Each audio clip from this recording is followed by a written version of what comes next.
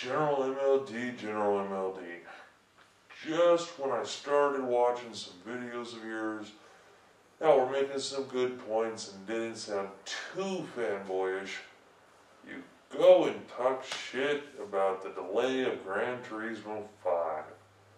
You know, this morning when I first woke up, I was eating a little bit of breakfast before I was getting ready to go to work. I actually stumbled upon news about the delay, which on one side I found, which was N4G.com or News for Gamers, which that's a whole other topic in and of itself I won't go into. It initially said 3-month delay, but apparently it was mistranslated, just saying to be announced, which you got the link to Kotaku or Otaku, whatever the fuck it is, on your side. And as soon as I read this, the very first thing I thought was, man, I wonder what MLD is going to say about this. Now, me personally, I don't really give two shits about racing games, because no matter how they program it, no matter how real they say the physics are, no matter how the cars supposedly control whatever, it's not, I don't know, I just can't get into it. Now, have I ever driven any of these high-end cars or raced any of these high-end cars in life? No, of course not. You know, every once in a while, though, I do go down to the local drag strip, and I have a 79 Malibu that I take down the quarter mile. And while it's not weaving in and out, and it's just a quarter mile at a time, when you're actually racing a car and you're actually driving it, there's a lot of it that right now at home you can't reproduce. Okay, the reason why I don't like racing games, especially ones that are supposedly, you know, simulators like Gran Turismo and even Forza, whatever the fuck, I don't care how you pronounce it. If I'm saying it wrong, sue me. But they make these claims of being the most realistic games ever, and they're not. I mean, I love arcade racers every so often, like Burnout and stuff, and even Project Gotham, because they're fun, but when it comes to the hardcore simulations, they're not that realistic. Now, a lot of you are saying, yeah, but this car handles like this, and the back end is always here, and you got the shift, the body shift, and the drag. Look, if I can't be behind the wheel of the thing, and actually feeling the G-forces going through the turn, the acceleration on my body as the car is driving forward, moving up in my seat as I'm hitting the brakes, and actually feeling the car itself, okay? I mean, feeling the engine, feeling the braking, feeling the wheels, feeling the ground. You know what I'm talking about. If you've driven, you've felt the car. Especially if you're driving by yourself, you can feel the road itself. And until they can replicate that at home, I just say fuck racing games, I'm not really that into it. Anyway, sorry, I went off on a bad tangent there.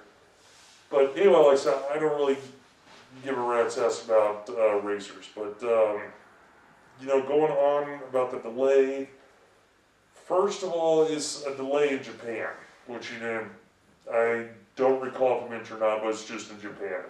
Now, I'm not going to be foolish enough to say that I don't think it's going to affect the North American release, because let's face it, unless they're planning a worldwide release at the same time, if it's going to be delayed in Japan, chances are it'll be delayed here in North America and in Europe.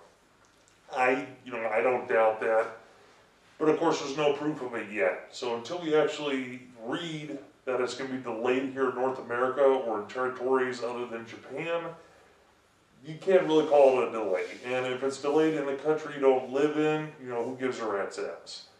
I mean, that's like with the PlayStation 3, it was released in Europe 3 months after North America and Japan, and originally they were going to have it close, you know, within a couple of weeks, but they delayed it in order to get more of them out there. You know, we didn't care. Why? Because the delay didn't affect us. And the delay on GT5 may not affect us at all either. I mean, me personally, once again, I don't give a shit, but other people do. And considering other news came out, like with some people were mentioning on your page about a Splinter Cell, the fact it was delayed, that's kind of something there. You can't really be talking about a big game for one system you know, laughing it up, saying how it's failed and it's crap because it's being delayed, when another high-profile game is delayed as well. Another game you can look at is Alan Wake. I mean, they keep saying, granted, there was never it's coming out, you know, say March of whatever, or January whatever.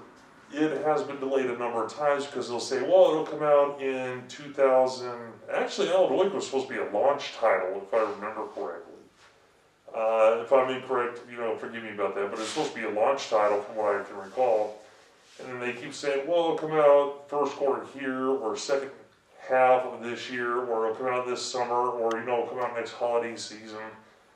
And they've said that a couple times, and, you know, they keep delaying it as well. Now, they never set a firm release date, and they never even gave a firm release month, but as far as saying a quarter or some kind of season, they keep pushing it back.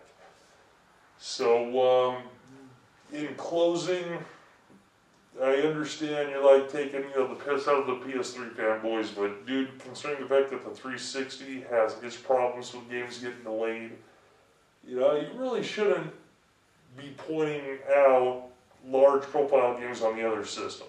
That's all I'm saying. I mean, this is like the first video I've seen of yours where you've kind of gone off the deep end. And, dude, you know, since the 360 has the same problem as well, you know, as the old saying goes, bro, you know, those who live in glass houses, man. If you live in a glass house, you know, you shouldn't be throwing stones. So, that's my piece and my thoughts on the matter, and keep doing what you're doing. Still enjoy watching your videos, and thanks for subscribing.